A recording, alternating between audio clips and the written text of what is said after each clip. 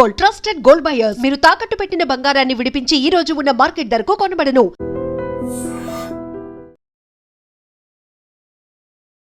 నమస్తే, నేను Kavitha. Welcome to I dream news and నిజాలు.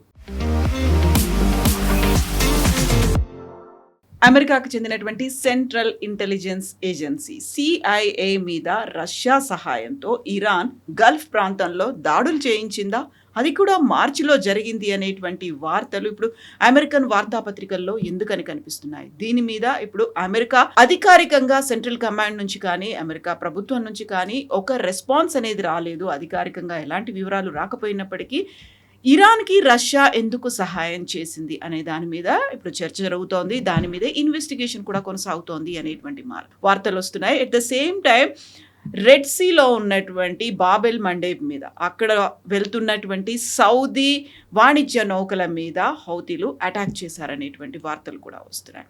ఓవరాల్గా ఇప్పుడు మళ్ళీ 2 జలసంధులకి సంబంధించి చర్చ ఎప్పుడు ఓపెన్ అవుతాయి. మనతో పాటుగా ఉన్నారు సీనియర్ జర్నలిస్ట్ సురేష్ కొచ్చతిల్ గారు. సార్ నమస్తే. సో ఇప్పుడు CIA మీద గల్ఫ్లో ఉన్నటువంటి ప్రాంతాలు, స్థావరాల మీద రష్యా సహాయం ఇరాన్ ఎందుకు తీసుకుంది, ఎందుకని అటాక్ జరిగింది, అది కూడా మార్చిలో జరిగితే ఇంత ఆలస్యంగా జూలై ఎండింగ్లో ఎందుకు బయటకు వచ్చింది? అది CIA కూడా డౌట్ వస్తుంది. ఎందుకంటే ఇనిషియలీ వాళ్ళు అనుకున్నది బై యాక్సిడెంటల్ హిట్ ఉంది అనుకున్నాం. మనం ఇప్పుడు CIA స్టేషన్స్ ఉందని ఎప్పుడు వీరు అంగీకరించారు. అది CIAది ఒక స్పెషాలిటీ. న్యాచురల్ ఎవరైనా కానీ ఇంటెలిజెన్స్ ఏజెన్సీస్ ఒక బ్యారెక్సో లేకుంటే ఒక ఎయిర్ ఫోర్స్ స్టేషన్ అంటే వాళ్ళు ఈజీగా ఐడెంటిఫై చేస్తారు. ఓకే, మా ఎయిర్ ఫోర్స్ స్టేషన్ మీద దాడి జరిగింది, మేము దాన్ని కౌంటర్ చేసామని. కానీ మా దగ్గర CIA స్టేషన్ ఉందని చెప్పి వాళ్ళు ఎప్పుడు అంగీకరించారు. అఫీషియల్గా బయటకంటే అన్ని వివరాలు బయటకు వచ్చినట్టే కదా. ఈవెన్ మనం కూడా ఉన్నది మా స్టేషన్స్ అన్ని ప్లేసెస్లో ఉన్నాయి, అన్ని దేశాల్లో ఉంటారు. అది వాళ్ళు మన ఎంబసీలో ఉంటారు, లేకుంటే ఒక కంపెనీకి పనిచేస్తుంటారు. వాళ్ళు ఓపెన్గా ఎప్పుడు బయటికి రారు, ఎందుకంటే వాళ్ళకి తెలుసు బయటికి అదే తెలిసిపోతే అంతే సంగతి. CIA కూడా అంతే. ఇంగ్లీష్లో అంటారు ద కవర్ ఇస్ బ్లోన్ అంటారు. ఒకసారి అది మన దగ్గర జరిగింది కూడా. బహుశా మీకు తెలుసుంటే కవిత గారు, హమీద్ అన్సారీ మన వైస్ ప్రెసిడెంట్ ఫారెన్ అఫేర్స్లో ఉన్నప్పుడు ఆయన అంబాసిడర్గా వెస్ట్ ఏషియన్ కంట్రీస్లో పనిచేశారు. ఆ టైంలో ఆయన మన కొంతమంది రా ఏజెంట్స్ని ఎక్స్పోజ్ చేశారు. వీళ్ళు ఇండియన్ రా ఏజెంట్స్ అని చెప్తే ఇరాన్లో అండ్ ఐ థింక్ సౌదీ అరేబియాలో కూడా వాళ్ళు పట్టుకొని ఎగ్జిక్యూట్ చేసేసారు ఇండియన్స్. ఆలోచించండి, ఆయనకి ఆ రివార్డ్గా సోనియా గాంధీ వైస్ ప్రెసిడెంట్ చేశారు ఆయన. ఏది మన రా agents cover blow. So America అట్లా చేయరు, వాళ్ళ ఏజెంట్స్ని ఎప్పుడు బయటికి ఎక్స్పోజ్ చేయరు. బహుశా అదే కారణం ఉండొచ్చు మార్చిలో జరిగిన దాడికి ఇప్పుడు రిప్లై ఇస్తున్నారు. ఎందుకంటే మనం చూస్తాం ఈ CIA స్టేషన్స్ ఎందుకు ఉంటుంది. CIA స్టేషన్ ఎప్పుడు కోవర్ట్ ఆపరేషన్స్ అంటాం మనం. అంటే అక్కడ ఉన్న కొంతమంది రెబెల్స్కి డబ్బులు ఇవ్వడము, ఆయుధాలు ఇవ్వడము, ఇదంతా రెగ్యులర్ ఆర్మీ చేయరు, CIA చేస్తారు. వాళ్ళతోని కాంట్రాక్టర్స్ ఉంటారు, రెగ్యులర్ ఆర్మీ కాదు, కాంట్రాక్టర్స్. ఈ contractors usually retired arm forces personnel ఉంటారు, US ఆర్మ్ ఫోర్సెస్ పర్సనల్. కొంతమంది ఈవెన్ UK నుంచి యూరోప్ నుంచి ఉన్న వాళ్ళు కూడా పనిచేస్తారు డబ్బుల కోసం. సో CIA స్టేషన్స్ మిడిల్ ఈస్ట్లో సౌదీలో ఒకటి దాడి చేశారు ఇరాన్, ఇంకోటి ఇరాక్లో. ఇది ఉందని చాలా తక్కువ మందికి తెలుసు. అండ్ డెఫినెట్లీ దీంట్లో రష్యా చేయి ఉంది, ఎందుకంటే రష్యాకి తెలుసు ఎక్కడుంది వీళ్ళ అసెట్స్ అని చెప్పి కరెక్ట్గా కోఆర్డినేట్స్ ఇచ్చారు. ఆ కోఆర్డినేట్స్ మీద ఇరాన్ కొట్టారు. ఇది ఇప్పుడు కాదు, 40 రోజుల యుద్ధం జరిగిన టైంలో అప్పుడు first part of it February 28 నుంచి అబౌట్ March 10th 12th దాకా జరిగిన ఆ యుద్ధం, ఆ టైంలో ఇది బయటకు వచ్చిందనమాట. కానీ దాని డీటెయిల్స్ ఇప్పుడు వస్తుంది బయటికి. సో రష్యా మీద న్యాచురల్ ఆరోపణ వస్తుంది, ఎందుకంటే రష్యాకి ఒక ఇంట్రెస్ట్ ఉంది. రష్యా మీద దాడి చేస్తుంది యూరోప్ నుంచి, ఎస్పెషల్లీ యుక్రెయిన్ నుంచి. దానికి US సహాయం చేస్తున్నారు, ఆయుధాలు ఇస్తున్నారు, ఎస్పెషల్లీ పేట్రియట్ మిసైల్స్ ఇస్తున్నారు. అది కాకుండా మిగతా డ్రోన్స్ కూడా ఇస్తున్నారు. ఇది డైరెక్ట్గా అమెరికా అమ్మట్లేదు యుక్రెయిన్కి యాజ్ అ పాలసీ. బైడెన్ టైంలో డైరెక్ట్ అమ్మారు, కానీ ఈవెన్ గ్రాంట్గా ఇచ్చారు యాజ్ అ లోన్ కాకుండా. కానీ ప్రెసిడెంట్ ట్రంప్ వచ్చిన తర్వాత అన్నారు, నువ్వు ఫ్రీగా ఇచ్చే బిజినెస్ బంద్ అయిపోయింది, we will sell it to Europe అది అమ్మేసి ఆ డబ్బులు మాకు ఇస్తారు అని చెప్పారు. సో రష్యాకి న్యాచురల్లీ ఇప్పుడు జరుగుతున్న యుద్ధంలో లాస్ట్ ఒక 35-40 రోజుల్లో యుక్రెయిన్ చాలా మటుకు రష్యా మీద దాడి చేశారు. దాన్ని తిప్పికొట్టారు రష్యా మళ్ళీ. దాంతో ఏమైంది, యుక్రెయిన్లో ఉన్న వాళ్ళ డిఫెన్స్ మినిస్టర్ని లాస్ట్ వీక్ సాక్ చేశారు జెలెన్స్కీ. అక్కడ పెద్ద ఘర్షణ నడుస్తుంది, ఇప్పుడు ప్రొటెస్ట్ నడుస్తుంది. దట్ డిఫెన్స్ మినిస్టర్ చాలా పాపులర్ ఉన్న మనిషి. ఆయన సహాయంతోనే లాస్ట్ ఒక 2-3 నెలల్లో యుక్రెయిన్ చాలా మటుకు రష్యన్ టెరిటరీకి లోపల దూసుకెళ్లారు వాళ్ళు. కానీ ఇప్పుడు అది ఆగిపోయింది అక్కడే. రష్యా ఇప్పుడు రివర్స్ క్యూవ్ మీద కానీ మిగతా బ్లాక్ సీ దగ్గర ఉన్న మెయిన్ ఎక్స్పోర్ట్ హబ్ యుక్రెయిన్ది, ఆయిల్ ఎక్స్పోర్ట్ హబ్. అది కాకుండా వీట్ అండ్ వాళ్ళ దగ్గర ఉన్న మిగతా క్రాప్స్, సన్ఫ్లవర్ ఆయిల్ కావాల్సిన సన్ఫ్లవర్ అంతా అక్కడి నుంచి ఎక్స్పోర్ట్ చేస్తారు. దాని మీద దాడి జరుగుతుంది. సో రష్యాకి న్యాచురల్లీ కోపం ఉండే యూఎస్ మీద, మీరు ఎందుకు యుక్రెయిన్ సహాయం చేస్తున్నారు, we will do a quid pro quo. So దానికోసం కరెక్ట్గా టార్గెటింగ్ జరిగింది. ఇప్పుడు అదే చెప్తున్నారు, సిఐ ఫెసిలిటీస్ మీద కొట్టారు. ఈ రష్యన్ ఎన్హాన్స్ వర్షన్, ఇరాన్ దగ్గర ఒక మిసైల్ ఉండే షహీద్ మిసైల్ అని చెప్పేసి, అదే మిసైల్ వీరు వాడతారు. రష్యా కూడా యుక్రెయిన్ వ్యతిరేకంగా వాడతారు వాళ్ళు.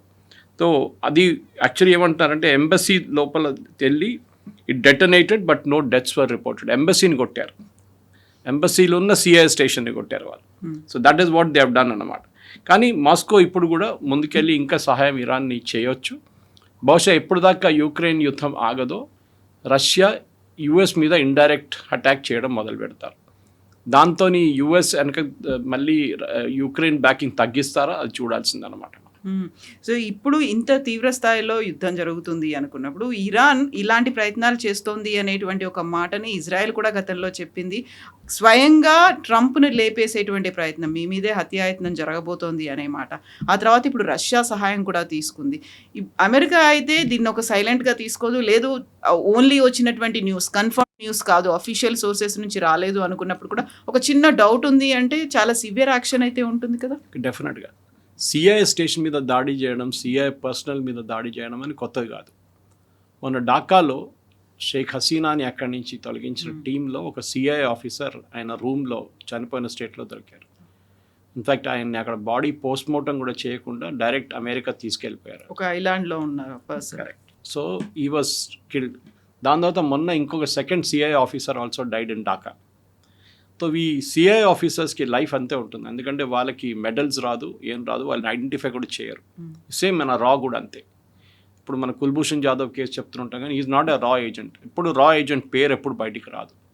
అది ఏ కంట్రీ అయినా కానీ వాళ్ళ ఇంటెలిజెన్స్, ఐఎస్ఐ పాకిస్తాన్ కూడా అంతే, వాళ్ళ ఇంటెలిజెన్స్ ఏజెంట్స్. సో మనం బెస్ట్ బుక్ చదవాలంటే the spy who came from the cold అని చెప్పి ఒక బుక్ ఉంది, John le Carré, tinker tailor soldier spy. చాలా మటుకు రియల్ లైఫ్ ఇన్సిడెంట్స్ జరిగింది ఎట్లా అని చెప్పేసి మనందరూ తెలిసిందే. భారతదేశంలో చాలా మటుకు స్పైయింగ్ జరిగింది first half of Nehru government టైంలో జరిగింది. I think it was Nikita Khrushchev's daughter, కూతురు రష్యా నుంచి పారిపోయి మన దేశానికి వచ్చి she worked in to the US embassy in Delhi. అది ఆ టైంలో కోల్డ్ వార్ టైంలో it was one of the biggest news అన్నమాట. సో ఆమె స్పైయా లేకుంటే ఇంకేమని చెప్పి డౌట్ వచ్చింది. మళ్ళీ దాని తర్వాత అమెరికా తీసుకెళ్ళిపోయారు ఆమెని. యుఏఈ ప్రిన్సెస్ ఒకరు వాళ్ళ దేశం నుంచి పారిపోయి వచ్చి భారతదేశంలో వచ్చింది ఆమె. బట్ మనం ఏం చేసామంటే రిటర్న్ చేసాం వాళ్ళని, which is not a correct thing to do, కానీ చేశారు. ఎందుకంటే మళ్ళీ మన రిలేషన్ యుఏఈతో స్పాయిల్ అవుతుంది. సో ఈ స్పై వర్సెస్ స్పై అనే గేమ్ చాలా పాతది, దీంట్లో ఎవరికి మెడల్స్ రావు. బహుశా భారతదేశంలో ఒకటే the only intelligence official who got a medal, Kirti Chakra, and that to an IPS officer was Ajit Doval, Congress హయాంలో. అది కూడా ఎందుకంటే ఆయన చేసిన 6 సంవత్సరాలు పాకిస్తాన్లో ఉన్నారు, 5 సంవత్సరాలు చైనాలో ఉన్నారు. ఆయన అక్కడ చేసిన ఎస్పినోజ్ వర్క్స్ కోసం ఆయన్ని రికగ్నైజ్ చేశారు కీర్తి చక్రతో. మనం ఇప్పుడు చూడాల్సింది ఏంటంటే ఇది ఎందుకు జరుగుతుంది, ఎందుకంటే ఇరాక్ అనేది ఇప్పుడు ఒక కొత్త ఫ్రాంటియర్గా మారిపోయింది. సౌదీ కూడా కొత్త, ఎప్పటి నుంచో సౌదీ యుఎస్ రిలేషన్షిప్ చాలా స్ట్రాంగ్ ఉండే, కానీ October 7 తర్వాత లాస్ట్ 3 సంవత్సరాల్లో సౌదీ అండ్ అమెరికా నడిమిట్లో ఒక డైవర్జెన్స్ వచ్చేసింది. దానికోసం అమెరికా మీద వాళ్ళు డిపెండెంట్ కాకుండా ఉండడానికి పాకిస్తాన్ ఆర్మీని తెచ్చుకున్నారు, ఒక యూనిట్ని తెచ్చుకున్నారు, ఎయిర్ ఫోర్స్తో సహా. వాళ్ళు F-14, F-15 కూడా, F-16 కూడా ఉంది కొన్ని. ఇది మొత్తం తెచ్చి ఒక 16 ఎయిర్క్రాఫ్ట్లు వాళ్ళు సౌదీ అరేబియాలో పెట్టుకున్నారు. ఎందుకంటే అమెరికా సౌదీ అరేబియా దగ్గర నుంచి దూరంకి వెళ్ళిపోతుంది. కానీ లాస్ట్ ఇయర్ ప్రెసిడెంట్ ట్రంప్ వచ్చినప్పుడు MBS అండ్ ప్రెసిడెంట్ ట్రంప్ ఒక ఒప్పందానికి వచ్చారు న్యూక్లియర్ డీల్ మీద. ఇప్పుడు దాని మీద అమెరికాలో ఇవాళ నిన్న కూడా అండ్ రేపు కూడా చాలా పెద్ద చర్చలు నడవబోతుంది. ప్రెసిడెంట్ ట్రంప్ ఇనిషియలీ ఇచ్చిన అష్యూరెన్స్ కాదు, మనం మొన్న మాట్లాడాం దాని గురించి. ఇప్పుడు చూస్తే అది స్టోరీ అంతా మారిపోతుంది కంప్లీట్గా. ఓకే, దాంట్లో మన మెయిన్ రీజన్ మనం చెప్పాం, అబ్రహాం అకార్డ్స్ అప్లికబుల్ కాదు, సౌదీ అరేబియా అంగీకరించారు. కానీ ప్రెసిడెంట్ ట్రంప్ నిన్న మాట్లాడుతూ వాషింగ్టన్లో చాలా క్లియర్గా చెప్పారు, no, Saudi Arabia Abraham Accord recognize చేయాల్సిందే, ఇజ్రాయెల్తోని నార్మలైజ్ చేస్తేనే ఈ న్యూక్లియర్ డీల్ సౌదీ అరేబియాకి వస్తుందని చెప్పేసి. బట్ ఒక చిన్న కండిషన్ పెట్టింది. మొన్నటిదాకా ఇలాంటి ఐఏఏ కండిషన్ ఇలాంటివి ఏం లేదు, ఒక ఫ్రీగా ఇచ్చేసింది గ్రీన్ సిగ్నల్ అనే మాట ఉంది. కరెక్ట్. ఇప్పుడు అది కాకుండా ఈ కెనాట్ ఎన్రిచ్ అన్నారు. మనం మాట్లాడినప్పుడు ఎన్రిచ్మెంట్ వాజ్ అలౌడ్ బియాండ్ 3.67% మీరు ఎన్రిచ్ చేసుకోవచ్చు అని చెప్పి ఫర్ 30 years. ఇప్పుడు అది కూడా లేదంట. సో యుఎస్ కాంగ్రెస్లో ఈ బిల్ని పాస్ చేయడానికి ప్రెసిడెంట్ ట్రంప్ 2-3 కండిషన్స్ ఇప్పుడు అంగీకరించారు. బహుశా దాంతో ఇది పాస్ అయిపోతుందని ఒక సస్పిషన్ ఉంది, కానీ కన్ఫర్మేషన్ లేదు. జరగవచ్చు. ఓకే, ఎందుకంటే ఈ 2 కండిషన్స్ చాలా ఇంపార్టెంట్. అమెరికాకు భయం ఏంటంటే సౌదీ అరేబియా పాకిస్తాన్ దగ్గర నుంచి న్యూక్లియర్ టెక్నాలజీ కొనవచ్చు. పాకిస్తాన్ దగ్గర డబ్బులు లేవు. పాకిస్తాన్ నార్త్ కొరియాకి న్యూక్లియర్ టెక్నాలజీ అమ్మారు. మనం మాట్లాడుతున్నాం కిమ్ జాంగ్ ఉన్ వాళ్ళ ఫాదర్ ఉన్నప్పుడు అమ్మారు అనమాట. ఇదే వాళ్ళ గేమ్ పాకిస్తాన్ సౌదీ అరేబియాతో ఆడతారు రేపు. సో ఇది సౌదీ అరేబియా దగ్గర ఒక న్యూక్లియర్ వెపన్ వెళ్ళిందంటే వెస్ట్ ఏషియాలో సీన్ మారిపోతుంది. ఎందుకంటే మళ్ళీ యుఏఈ అంటారు మాకు న్యూక్లియర్ ప్లాంట్ ఉంది కదా, మేము కూడా న్యూక్లియర్ వెపన్స్ రేపటి నుంచి తయారు చేసుకుంటామంటే then the entire region unstable అయిపోతుంది. ఆయిల్ కాదు నెక్స్ట్ న్యూక్లియర్ వార్ జరుగుతుంది అక్కడ అని చెప్పేసి. ఆల్రెడీ ఇరాన్ దగ్గర ప్యూరిటీస్ 60% దాకా వచ్చారు వాళ్ళు. ఇప్పుడు మనం నిన్నటి నుంచి 3 రోజుల ముందు నుంచి న్యూస్ వస్తుంది, వాళ్ళు సెంట్రిఫ్యూజ్ అండ్ యురేనియం ఫొర్దో నుంచి వాళ్ళు పికాక్స్ మౌంటైన్ అని చెప్పి ఒక మౌంటైన్, సో గ్రానైట్ మౌంటైన్ అది మన దగ్గర హైదరాబాద్లో ఒక 30 feet తవ్వితే మనకు ఆ గ్రానైట్ వస్తుంది. ఆ గ్రానైట్ లోపల వాళ్ళు కన్స్ట్రక్ట్ చేశారు. అది సో వండర్ యాక్చువల్. ఎట్లా చేస్తారు దాన్ని మీరు ఎంత పెద్ద B2 బాంబర్లు తీసుకొచ్చినా కూడా మీరు డెమాలిష్ చేయలేరు దాన్ని, పికాక్స్ మౌంటైన్ని. సో అక్కడికి వెళ్ళిపోయింది. ఇప్పుడు వాళ్ళు అక్కడ తీసుకెళ్ళి పెట్టుకున్నారని. ఇరాన్ మిసైల్ తయారు చేసుకున్నప్పుడు మన ట్రంప్ ఒక డైలాగ్ కొట్టారు. దానికేంటి వాళ్ళ దగ్గర మిసైల్ ఉంటే ఏమవుతుంది, యుఏఈ దగ్గర మిసైల్స్ ఉంది కదా, సౌదీ దగ్గర మిసైల్స్ ఉంది కదా, వాళ్ళు కూడా పెట్టుకొనియండి అన్నారు. ఇప్పుడు సరే ఇరాన్ దగ్గర న్యూక్లియర్ వెపన్ ఉంది కదా, సౌదీ అరేబియా కూడా వెపన్ పెట్టుకుంటారు, ఏం ప్రాబ్లం అంటారు. ఇప్పుడు అది జరగబోతుంది. ఇప్పుడు కాదు, ఒక 10-15 సంవత్సరాల తర్వాత అది జరుగుతుంది. కానీ ఇప్పుడున్న పరిస్థితుల్లో డెఫినెట్లీ ట్రంప్ చాలా క్లియర్గా చెప్పారు, Saudi Arabia has to recognise Israel. ఇది జరిగితే, ఎందుకంటే already UAE and Bahrain plus Oman ఈ దేశాలు అంగీకరించి అందరికన్నా క్లోజ్ రిలేషన్షిప్ ఇజ్రాయెల్తో ఉన్నది యుఏఈకి. Not just in West Asia, Somaliland ఆఫ్రికాలో, ఏది రెడ్ సీ పక్కన ఉన్న సోమాలీల్యాండ్, ఇప్పుడు జరుగుతున్న బాబల్ మందేబ్ నుంచి కొంచెం ముందుకెళ్తూ సూయజ్ కెనాల్ వైపు వెళ్ళేటప్పుడు అక్కడ స్వాజిలాండ్, అప్పుడు సోమాలీల్యాండ్ని రికగ్నైజ్ చేసింది ఇజ్రాయెల్, ద ఓన్లీ కంట్రీ. అక్కడ యుఏఈ ఉన్నారు. ఆలోచించే యుఏఈ ఇక్కడ ఉంటే అది వాళ్ళు అక్కడికి వెళ్ళారు ఇప్పుడు. సో దిస్ చాలా క్లియర్గా వీళ్ళు ఎక్స్పాన్షన్ జరుపుతున్నారు వీళ్ళందరూ అరబ్ నేషన్స్. దాంట్లో సౌదీ అరేబియా కూడా MBSకి చాలా క్లియర్గా ఒక ఎయిమ్ ఉంది, దట్ ఆఫ్రికాలో మేము కొంచెం ఒక 2-3 స్టేషన్ సౌదీ అరేబియాది ఉండాలని చెప్పి ఆయనకు ఉందన్నమాట. అదే టైంలో US చాలా క్లియర్గా చెప్తున్నారు మీరు అక్కడ వెళ్ళకూడదు, అక్కడ వెళ్తే మళ్ళీ అక్కడ ఇంకొక యుద్ధం మొదలవుతుంది. యాజ్ ఇట్ ఈస్ ఆఫ్రికా అన్స్టేబుల్గా ప్లేస్, 2-3 దేశాలు అక్కడ ప్రాపర్గా నడుస్తుంది, మిగతా అందరూ ఆర్ ఇన్ ఎ మెస్. ఇది ఇప్పుడున్న పరిస్థితి. కానీ బాబల్ మండేబ్లో మొన్న జరిగిన 2 షిప్పుల మీద జరిగిన జాడి తర్వాత ఇవాళ ఆయిల్ ప్రైస్, ఇవాళ పొద్దున మనం మాట్లాడుతున్నప్పుడు ఇట్స్ రీచ్డ్ $100. దట్ ఈస్ ఆ యుద్ధం 40 days తర్వాత సీజ్ ఫైర్ వచ్చిన ఆ టైంలో $100 ఉంది. మన దగ్గర పెట్రోల్ డీజిల్ ప్రైసెస్ పెంచారు. మళ్ళీ మనం పెంచుతామా, మనం లేకుంటే ఇదే ప్రైస్లో హోల్డ్ చేస్తామా? మన ఒక్కరే కాదు, మిగతా అన్ని దేశాలకి ఈ ప్రాబ్లం రాబోతుంది. సో ప్రెసిడెంట్ ట్రంప్ ఇప్పుడు ఒక ట్రూత్ సోషల్ పోస్ట్ చాలా క్లియర్గా చెప్పారు, ఇరాన్ ఏ ఒక్క షిప్ మీద కూడా దాడి చేస్తే మేము వాళ్ళ పవర్ ప్లాంట్ని కొడతాం. దట్ టు తెహరాన్ పక్కన ఉన్న ఒక పవర్ ప్లాంట్ ఉంది which supplies 40% of the power to Iranian capital, మేము దాన్ని కొడతాం. కానీ దాని దగ్గరే ఇంకొక పవర్ ప్లాంట్ ఉంది, ఒక న్యూక్లియర్ పవర్ ప్లాంట్ ఉంది, బుషేర్. దాని మీద దాడి చేయడం I don't think it will happen. ఎందుకంటే న్యూక్లియర్ పవర్ ప్లాంట్ దాడి చేయడం అంత ఈజీ కాదు. ఏదైనా డ్యామేజ్ జరిగితే మొత్తం ఏరియా ఇంపాక్ట్ అవుతుంది, ఒక 1000 kilometers దాకా దాని ఇంపాక్ట్ ఉంటుంది. సో బహుశా అది జరగదు. కానీ ఇప్పుడు లేటెస్ట్ ట్రూత్ సోషల్ పోస్ట్లో ట్రంప్ ఇది పోస్ట్ చేశారనమాట. సో ఇరాన్ దాడులు చేస్తే మేము పవర్ ప్లాంట్లను కొడతాము అని అమెరికా చెప్పినప్పటికీ ఇప్పుడు ఇరాన్ దాడులు చేయట్లేదు, హౌతీ దాడులు చేస్తుంది. అది కూడా రెడ్ సీలో సౌదీ వాణిజ్య నౌకల మీద దాడులు చేస్తుంది. ఇప్పుడు సౌదీ మీద ఎందుకు పడింది? ఒక రకంగా సాఫ్ట్ కార్నర్ ఉంది అమెరికాకి సౌదీ అరేబియా అంటే, ఆ ఫీల్ ఉంది. ఇప్పుడు సడన్గా మళ్ళీ కొత్త కండిషన్లు పెట్టారు 30 ఏళ్ల పాటు యురేనియం ప్లాంట్ కోసం. అదే సౌదీ అరేబియా నౌకల మీద రెడ్ సీలో హౌతీలు అటాక్ చేస్తూ ఉన్నారు.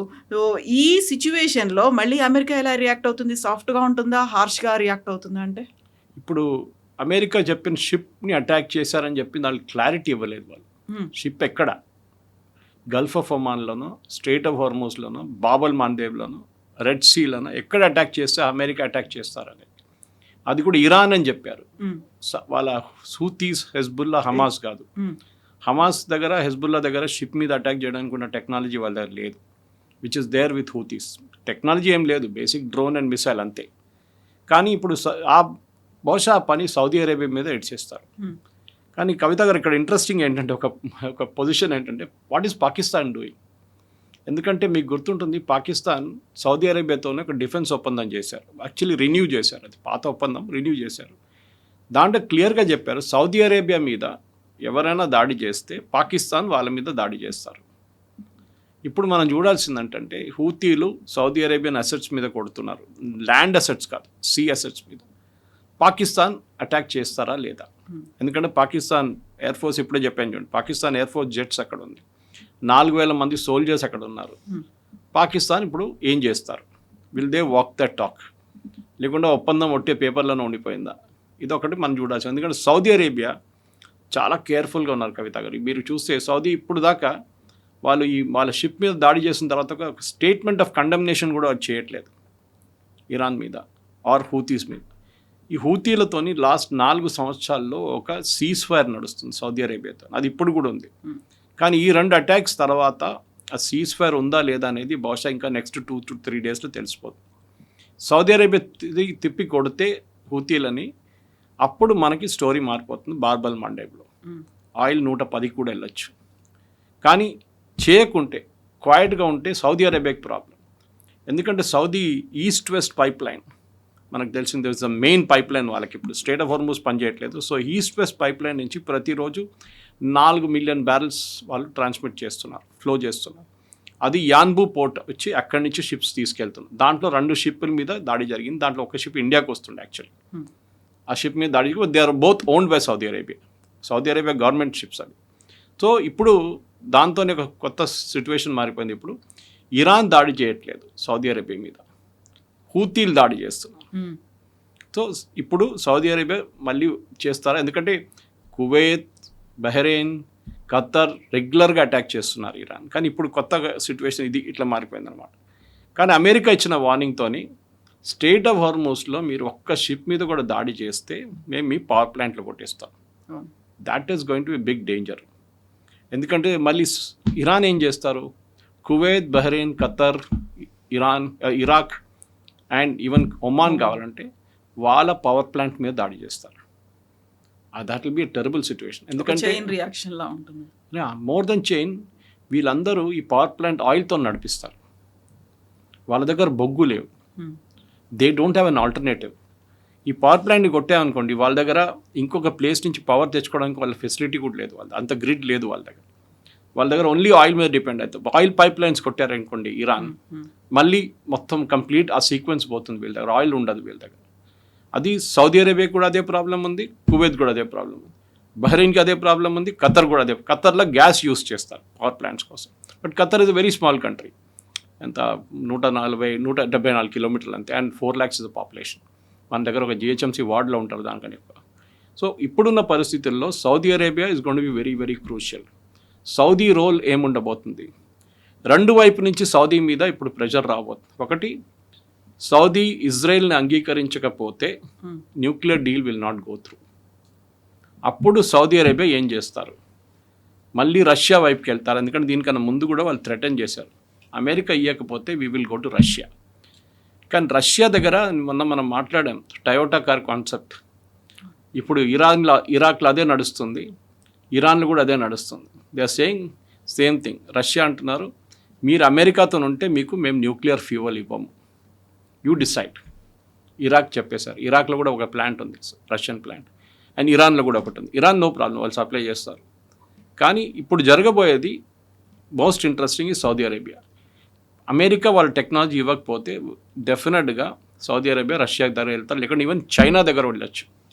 కానీ చేయరు, ఎందుకంటే లాంగ్ టర్మ్ చూస్తే సౌదీ అరేబియాకి చాలా మట్టుకు అమెరికా మీద విశ్వాసం ఉంది.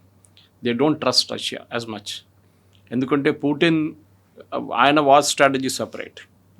మీరు కోల్డ్ వార్ టైం నుంచి చూస్తే దాని తర్వాత ఆఫ్ఘనిస్తాన్ యుద్ధం మొదలైనప్పుడు first when Soviets occupied Afghanistan, అప్పుడు అక్కడున్న ముజాహిదీన్ సపోర్ట్ చేసిన డబ్బులు ఇచ్చింది సౌదీ అరేబియా, ఆయుధాలు ఇచ్చారు యుఎస్, ట్రైనింగ్ ఇచ్చారు పాకిస్తాన్.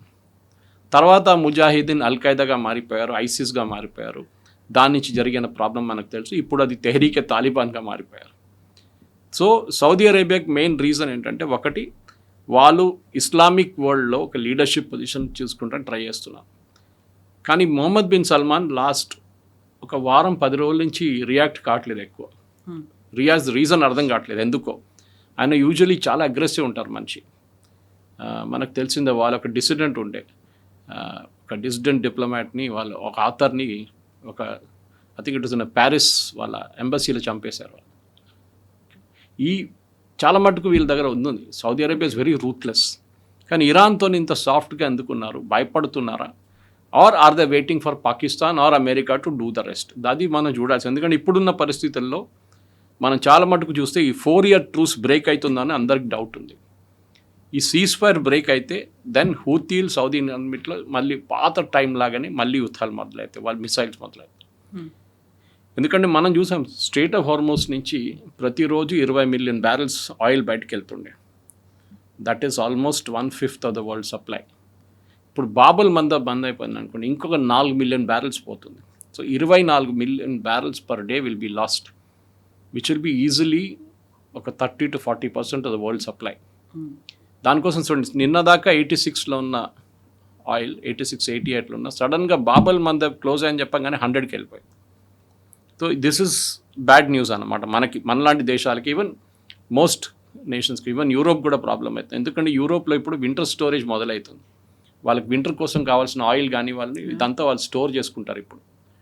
కానీ ఇప్పుడు అది రావట్లేదు వాళ్ళకి, ఎందుకంటే రష్యన్ గ్యాస్ వాళ్ళు ఆల్రెడీ నిరాకరించారు. నార్డ్ పైప్ లైన్ మీద ఒక దాడి జరిగింది, అది యూక్రెయిన్ చేపించారు. ఇప్పుడు Europe is in a very very delicate position. వాళ్ళకి నెక్స్ట్ వింటర్ తట్టుకోవాలంటే వాళ్ళకి గ్యాస్ కావాల్సింది. అది రష్యా దగ్గర తీసుకుంటారా, మళ్ళీ యూఎస్ పర్మిషన్ తీసుకొని, ఆర్ సౌదీ అరేబియన్ ఆయిల్ తీసుకుంటారా, మనం చూడాల్సింది. ఇప్పుడు అది జరగబోతుంది. Next 10 to 15 days will be very crucial for energy scene in Europe. Like next till January 2027 are even February 2027 దాకా యూరోప్కి చాలా పెద్ద ఒక ప్రాబ్లంగా మారిపోతుంది. ఇప్పటికే $100కి చేరుకుంది క్రూడ్ ఆయిల్ అని అనుకున్నప్పుడు, సౌదీ మీద అటాక్స్ చేసిన తర్వాత బాబెల్ మండేప్ మీద కూడా అక్కడ మేము క్లోజ్ చేస్తామని చెప్పిన తర్వాత, మనకేమో సౌదీ అరేబియా చాలా క్లోజ్ ఫ్రెండ్షిప్ అనేది ఉంది. ఆ తర్వాత వాళ్ళ ప్రిన్స్తో కూడా మన వాళ్ళు చర్చలు జరుపుతున్నారు, మోదీ కూడా వాళ్ళతో డీల్స్ ఇవన్నీ పెట్టుకున్న తర్వాత, అట్లీస్ట్ ఫర్ సౌదీ సేక్ దానికోసమైనా మనం ముందుకు వస్తామా, వాళ్ళతో మాట్లాడతామా, ఇలాంటి అటాక్స్ జరగకుండా చూడాలని. ఇప్పటిదాకా ఇరాన్ మీద జరిగింది, లేకుంటే హర్ముజ్ జలసంధి మీద జరుగుతున్న దానికి మనం డైరెక్ట్గా ఎప్పుడు మాట్లాడలేదు, లేకుంటే ఇంటర్వ్యూని అవ్వాల్సిన అవసరం రాలేదు. అప్పటిదాకా అలాంటి పరిస్థితుల్లో లేము మనం. కనీసం ఇప్పటికైనా, ఎందుకంటే ఇప్పటికీ $100, ఆ తర్వాత మళ్ళీ పెరుగుతుంది అనుకున్నప్పుడు ఆల్మోస్ట్ అక్కడ 20%, ఇక్కడ 12%, 32% మీద ఎఫెక్ట్ పడుతుంది అనుకుంటే, ఇప్పుడైనా ముందుకు వస్తారా, మాట్లాడతారా? మనం మాట్లాడడానికి దీంట్లో సీన్ లేదు. గొడవ ఇరాన్కి యుఎస్కి, అండ్ యుఎస్ ప్రాక్సీస్ ఎవరెవరు ఉన్నారో గల్ఫ్లో, Kuwait, Bahrain specially, and Qatar, వీళ్ళ మీద దాడి చేస్తున్నారు. ఈవెన్ ఇరాక్లో కూడా. అది ఇరాన్ చాలా క్లియర్ అన్నమాట, మీరు మా మీద దాడి చేస్తే మేము వాళ్ళ మీద దాడి చేస్తాం. మేము యుఎస్ మీద దాడి చేయలేము, ఈవెన్ వాళ్ళ షిప్స్ మీద కూడా దాడి చేయలేము, ఎందుకంటే then it will become very serious. ఇటువైపు ప్రాబ్లం ఏంటంటే సౌదీ అరేబియా హూతీల నడిమిట్లో నడుస్తున్న ప్రాబ్లం. అండ్ సౌదీస్ చాలా క్లియర్గా దీనికన్నా ముందు కూడా చెప్పారు. అమెరికా కొన్ని సంవత్సరాల ముందు ఈ హూతీ ప్రాబ్లం వచ్చినప్పుడు మేము వీల్ ఫినిష్ దమ్ ఆఫ్ అంటే సౌదీ ఎస్ అన్నారు. మీకు గుర్తుంటుంది, అప్పుడు ఇజ్రాయెల్ అండ్ యుఎస్ కలిసి బాంబ్ చేశారు హూతీల మీద, and that was a devastating hit.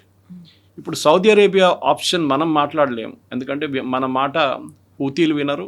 Saudi Arabia అసలు అంటారు please keep out of it, మేము సార్ట్అవుట్ చేసుకుంటాం. ఇది మనం కూడా వెళ్ళకూడదు. డిప్లొమసీలో మీరు ఎంత తక్కువ మాట్లాడితే అంత మంచిది.